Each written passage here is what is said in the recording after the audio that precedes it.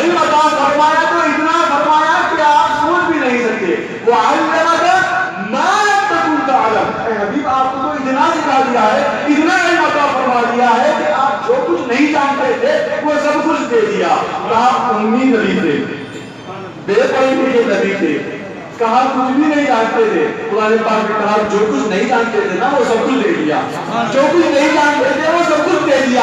کچھ بھی نہیں جانتے تھے نا تو سب کچھ دے دیا. کچھ بھی نہیں جانتے تھے نا تو سب کچھ عطا فرما دیا. اب جو سب کچھ عطا فرما دیا پھر یہ بھی کہہ دیا خود سرکار نے, انما انا قاسم واللہ میں بانٹنے والا ہوں, اللہ دینے والا, میں تو بانٹنے والا ہوں. اب بتاؤ تم جب تقسیم کرنے والے کیشیئر کے پاس جاؤ گے یا تمہارے CEO کے پاس جاؤ گے, بلا تصدیق و تمثیل, اپنے مالک کے پاس جاؤ گے یا سپروائزر کے پاس جاؤ گے, بلا تصدیق و تمثیل. رب تعالیٰ عطا فرماتا ہے, رب تعالیٰ پر ہی توکل ہے, رب تعالیٰ پر ہی سارا بھروسہ ہے, رب تعالیٰ ہی ہمیں زندہ کرتا ہے, پیدا کرتا ہے, رب تعالیٰ ہی ہمیں مارتا ہے, رب تعالیٰ ہی ہمیں رزق عطا فرماتا ہے, رب تعالیٰ ہی ہمیں جان دیتا ہے, رب تعالیٰ ہی ہمیں اولاد عطا فرماتا ہے, رب تعالیٰ ہی ہمیں ہر چیز دیتا ہے. لیکن جب ہمیں چاہیے تو اس نے ہمیں سبب بتا دیا, ہمیں سبب بتا دیا. صراط الذین انعمت علیہم, ایسے نہیں کہہ دیا کہ دیکھو بس میرے پاس آ جاؤ, ان کے ذریعے آؤ, ان کے راستے پر ڈالو. وہ جس کو اللہ نے پسند فرمایا, جس کو اللہ نے انعام فرمایا, ان کے راستے پر ڈالو. اللہ اکبر. بزرگ بھائی, یہ بڑی ضروری ہے ہمارے لیے کہ ہم اپنے توکل پر, اللہ پر توکل پر زیادہ فوکس کریں. یہ ہماری آج کی برسوں سے کمزوری میں سے ایک اہم کمزوری ہے, جس کی وجہ سے ہماری حالات پسماندہ ہیں, جس کی وجہ سے ہم غیر غلط کام کرنے لگ جاتے ہیں انہی اوہام کی وجہ سے.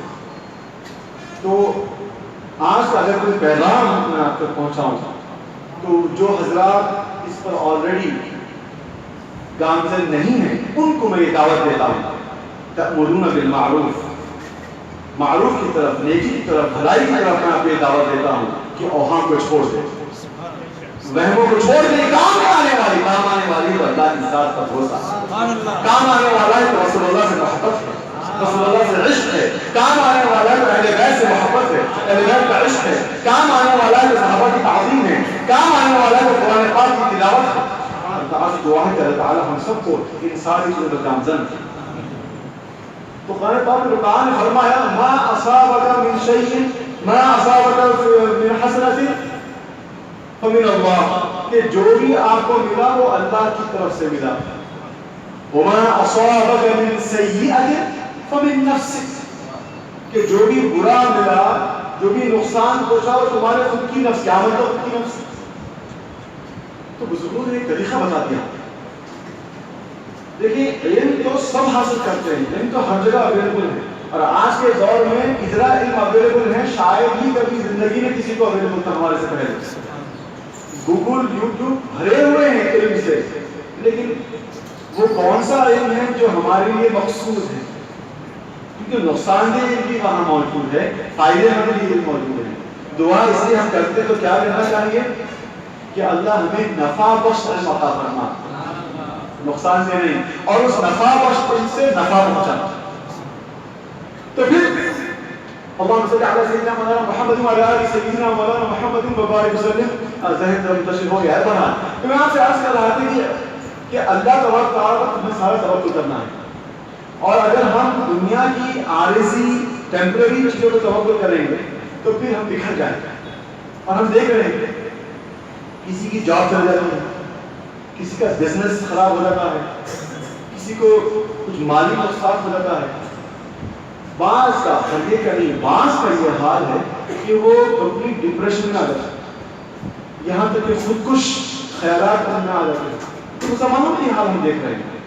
ہم ملتے ہیں, ہم بات کرتے ہیں, لوگوں سے یہ کہتے ہیں خراب ہو گیا, ہم ڈپریشن میں آ گئے, گھر میں معاملہ خراب ہو رہے, مصیبت پریشانی آ گئی. یہ نہیں سوچتے ہم کہ دیکھو یہ نقصان پہنچا یہ اللہ کی طرف سے پہنچا, اور اللہ تعالیٰ اپنے بندے کا گناہ نہیں چاہتا. تو بھی دو صورتیں ہیں, کیا فرمایا قرآن پاک کی آیت میں بعد اعوذ باللہ من الشیطان الرجیم بسم اللہ الرحمن الرحیم تبارک الذی بیدہ الملک وهو علی کل شیء قدیر الذی خلق الموت والحیاة لیبلوکم ایکم احسن عملا. ہم نے تمہیں پیدا کیا ہے, زمین و آسمان کو پیدا کیا ہے, کیوں؟ تاکہ تم کو ہم ٹیسٹ کریں, تم کو ہم مبتلا کریں بلائیوں میں, پریشانیوں میں.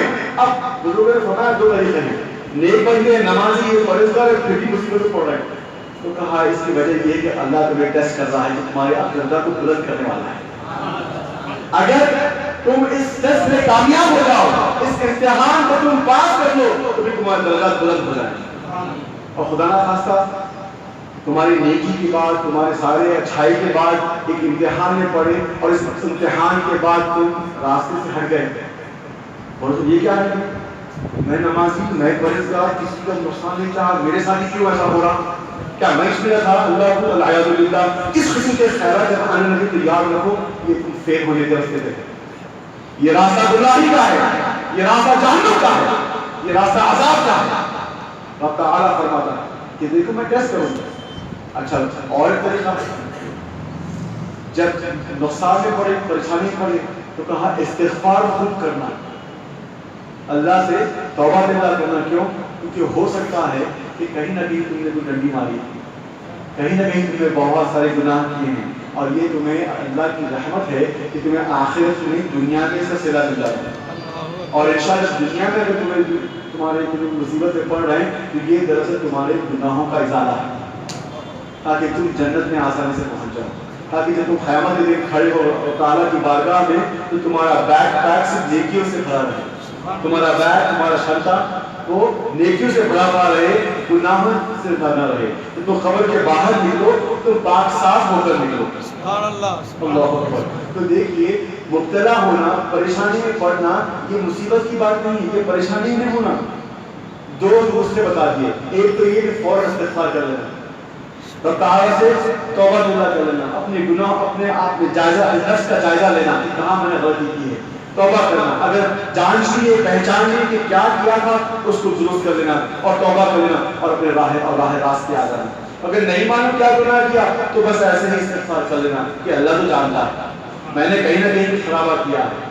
اور دوسرا امتحان, اگر امتحان ہے تب بھی اللہ سے استغفار کرنا ہے اور اللہ کی راہ میں گزار کرنا ہے کہ اللہ نے تیرے امتحان کے لائق نہیں میرے مولا, اپنی رحمت کے فیصلے فرما, کرم کے فیصلے فرما, بغیر امتحان کے مجھے پاس کر دے, بغیر ٹیسٹ کے مجھے کوالیفائی کر دے, بغیر امتحان کے مجھے آگے بڑھا دے مولا. لیکن ہمیں یہ ضرور احساس کرنا ہے کہ جب ہم مصیبت میں پڑتے ہیں, امتحان میں پڑتے ہیں, تو ہمیں بھروسہ اللہ سے کبھی نہیں چھوڑنا. جتنی مصیبت میں ہیں اس کے باوجود آپ جب کہیں گے کہ سب اللہ کی طرف سے, اللہ کی مرضی, جو ہونا تھا اللہ کی طرف سے ہوا, تو پھر آپ کا ذکر اللہ کے پاس ہوگا, فرشتے آپ کا ذکر کریں گے. کیا یقین ہے بھائی, آپ تو کہہ رہے تھے تقریر میں بڑے گھرلے سے, ثبوت کیا ہے؟ قرآن پاک میں آئیں گے حضرت یونس کا قصہ جانیں کیا ہوا تھا. حضرت یونس کوئی برا کام نہیں کر رہے, اپنی قوم کو جہاں کو ان کو دین پھیلانے کے لیے بھیجا گیا تھا وہ مان نہیں رہی تھی, اسلام قبول نہیں کر رہی تھی. تو ان کے دل میں یہ خیال آیا کہ کیوں نہ میں دوسرے قریے میں چلے جاؤں اور وہاں اللہ کی وحدانیت کا پرچار کروں, وہاں لوگوں کو دین کی طرف لے کے آؤں. لیکن کیونکہ وہ نبی تھے, ان سے ایکسپیکٹیشن ذرا زیادہ تھے, عوام الناس سے کم ہوتے ہیں. لیکن جو جتنے اعلیٰ عہدے کے ہیں, جتنے بڑے مقام کے ہیں, ان سے ایکسپیکٹیشن بھی ہائی ہے. مباح وہ چیز ہے جو جائز ہے. عوام الناس اگر مباح کام کرے تو کوئی بات نہیں, پینٹ شراب پہن کے کوئی بات نہیں, ٹائٹ جینس پہن کے نہیں پہننا بہتر ہے, ٹائٹ شرٹ بھی نہیں پہننا بہتر ہے, لیکن گناہ ہوتا نہیں ہے. پھر بھی بہتر ہے کہ آپ لوز کپڑے پہنیں. نوجوان کی طرف میرا اشارہ ہے, آج کل بڑا فیشن چل رہا ہے نا, اتنے ٹائٹ کی جسم کی ہر چیز شیپ میں آئی. بات کریے عورتوں کو بولتے ہیں ہم, جو کپڑے ایسے پہنتے ہیں, برقع سے پہنتے, ذرا آنکھ دیکھے تو جو ہے جو پورا تعلیم ایسے رکھتے ہیں. اور خود مردوں کا, نوجوانوں کا حال یہ ہے, اتنے ٹائٹ پینٹ پہن رہے ہیں, اتنے ٹائٹ ٹی شرٹس پہن رہے ہیں کہ آپ کا ساری عورت, آپ کا سارا جسم شیپ میں. یہ مکروہ نہیں, کیا یہ گناہ کے راستے میں نہیں, کیا یہ دوسروں کو جو ہے بھٹکانے کا نہیں ہے, اور ہم کس کی مثال دے رہے ہیں. بہرحال ضمن بات آ گئی کہ میں نے آپ سے کہہ دیا. تو پھر اپنے حالات پر جائزہ لینا ہے, اپنے طور طریق پر جائزہ لینا ہے. تو امتحان اللہ کی طرف سے, لیکن ان امتحانوں کے بعد اگر آپ اللہ پر بھروسہ رکھیں گے, پھر اللہ کو کامیابی عطا فرمائے گا۔ حضرت یونس علیہ السلام آپ مچھلی کے منہ میں پھینکے گئے، اس لیے نہیں کہ خدا خاصا انہوں نے کوئی گناہ کیا تھا، وہ اس لیے کیونکہ انہوں نے اللہ کے حکم کا انتظار نہیں کیا تھا۔ انبیاء معصوم ہوتے ہیں، ان سے غلطی نہیں ہوتی، لفظ ہوتا ہے، غلطی نہیں ہوتی ہے، غلطی جان بوجھ سے ہوتی ہے، ان کی نیت نیک تھی، وہ تو اللہ کے کام نہیں گئے تھے، صرف اللہ کے حکم سے پہلے ایڈوانس میں کام کیے تھے، مچھلی کے منہ میں ڈال دیا، وہاں مبتلا ہو گئے مصیبت میں، پریشانی میں پڑ گئے، وہاں اندھیری گٹی ہے، بعض روایت میں 3 دن، بعض میں 7 دن، بعض میں 40 دن، چلے کم سے کم روایت لے لیں، 3 دن 3 رات مچھلی کے پیٹ میں، یہ سوچ سکتے ہیں کہ کیا ان پر بیت رہی ہوگی؟ 3 دن 3 رات، نہ کھانا نہ پانی، اندھیرا، کوئی بھروسہ نہیں ظاہری طور پر کیا ہونے والا ہے، نگلے گئے مچھلی کے پیٹ میں، سمندر کے اندر، اللہ اکبر، اس حال میں آپ پڑھتے ہیں لا الہ الا انت سبحانک، کوئی رب معبود نہیں سوا اللہ تیرے مولا، اور پاک ہے تیری ذات مولا، لا الہ الا انت سبحانک انی کنت من الظالمین۔ ماں اپنا جائزہ لیا، حالانکہ آپ نے غلطی نہیں کی تھی، معصوم نبی ہیں، کہتے ہیں میں ظالموں میں سے ہوں، انی کنت من الظالمین، میں ظلم کرنے والوں میں سے ہوں۔ رب تعالیٰ فرماتا ہے کہ ہم نے ان کو نجات دے دی، وَهَٰذَا نُنْجِي الْمُؤْمِنِينَ، اور اسی طرح ہم مومنوں کو نجات دیتے ہیں۔ اس کے پس منظر میں تفسیر میں روایت آتی ہے کہ آنکھ کی آواز سن کر فرشتے لرزا گئے اور کہنے لگی یا رسول اللہ، بارگاہ الہی میں وہ دستک دیتے ہیں، کہتے ہیں ملائکہ کہ یا اللہ یہ آواز جانی پہچانی لگ رہی ہے، یا اللہ یہ کون ہے، یہ کون جو آپ کو اپنے آن الہی سے پکار رہا ہے، گریہ جاری کر رہا ہے، لا الہ الا انت سبحانک انی کنت من الظالمین، کہہ کر آپ کو پکار رہا ہے مولا، اس کی دعا کو قبول کر لینا، اس کی دعا کو قبول کر لینا مولا، یہ بڑی طرف سے آپ کو پکار رہا ہے مولا۔ فرمایا اللہ نے جانتے نہیں کون ہے، کہا نہیں جانتے، اللہ تو جانتا ہے میرے مولا، بتا دیجیے کون ہے، یہ تو میرا بندہ یونس ہے۔ اللہ اکبر، ملائکہ میں ذکر ہو گیا۔ دیکھیے جب ملائکہ میں ذکر ہوا، یہ قرآن پاک میں یہ واقعہ آتا ہے، یہ ایسی کوئی قصہ کہانی نہیں ہے، یہ آپ کے لیے اسوہ ہے، یہ آپ کے لیے ایگزامپل ہے کہ آپ بھی جب مصیبت میں پڑے تو پریشان ہو کر کسی سے لڑنے جھگڑنے نہ چلے جائیں، کسی کو سبب ہو جو دنیا میں ظاہری سبب ہے اس کا گریبان پکڑنے نہ جائے، اللہ کی بارگاہ میں رجوع ہو جائیں، سجدہ نیز ہو جائیں۔ کہا تمہیں اگر کوئی چیز چاہیے تو یقیناً تمہیں شاید وہ چیز بالکل نہیں چاہیے، کوئی طلب جب ہوتی ہے تو تمہیں وہ چیز شاید نہیں چاہیے اگر تم تہجد میں اٹھ کر سجدے میں اللہ تعالیٰ سے دعا نہیں کرتے۔ مقصد بتانے کا یہ ہے کہ آپ کو اگر کوئی چیز چاہیے، مصیبت سے چھٹکارا چاہیے یا کوئی چیز حاصل کرنا ہے تو واقعی میں اگر آپ کو حاصل کرنا ہے اور سجدے میں گر کر تہجد کے وقت اٹھ کر آپ دعا نہیں کر رہے تو واقعی میں آپ کو کوئی چیز نہیں چاہیے۔ ان ادر ورڈز گویا یہ فرما رہے ہیں کہ آپ کو اگر کوئی چیز چاہیے تو گارنٹی ہے آپ تہجد اٹھ کر دعا فرمائیے۔ سبحان اللہ، توکل اللہ کی ذات پر کرنا ہے، بھروسہ اللہ کی ذات پر کرنا ہے، اپنے احوال کو اللہ پر سپرد کرنا ہے، تو پھر آپ کے کام کرنے والے ہیں۔ وما اصابک من حسنۃ فمن اللہ، کہ جو بھی بھلا ہوا وہ اللہ کی طرف سے ہوا، اور جو نقصان ہوا وہ بھی وہ اپنی جان کی طرف سے ہوا۔ اب میں اس بات پر اس پوائنٹ پر بات کو ختم کرتا ہوں کہ وقت ہو چکا ہے۔